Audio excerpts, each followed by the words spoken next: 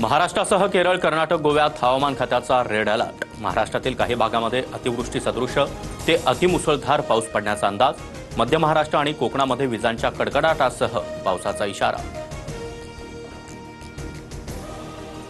मुसळधार पावसाने लातूर आणि अहिल्यानगरमध्ये जनजीवन विस्कळीत। तेलीगल्ली भागाला पावसाच्या पाण्याचा वेढा, तर नगरमध्ये ढगफुटी सदृश पावसामुळे सीना नदीवरील पूल पाण्याखाली।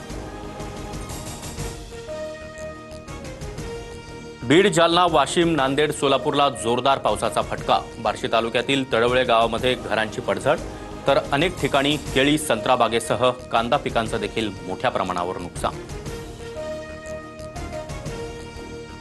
लातूरच्या अहमदपूर तालुका आणि गोताळा गावावर शोककळा। भुईमुगाच्या शेंगा काढणीसाठी गेलेल्या शेतकरी आणि मजुरांवर वीज कोसळली, दोघांचा मृत्यू तर 6 जण जखमी।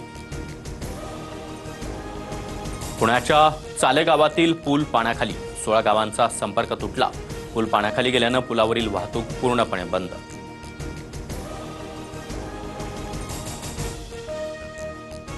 ठाकरेंच्या शिवसेनेच्या महिला आघाडीनं हगवणेच्या घरावर शेण फेकलं। पिंपरी चिंचवड शहराध्यक्ष रुपाली अल्लाट यांच्या नेतृत्वामध्ये आंदोलन। वैष्णवी हगवणे मृत्यू प्रकरणी कुटुंबियांचा निषेध व्यक्त। मृत्यूच्या दिवशीही वैष्णवी हगवणेला सासरच्यांकडून मारहाण।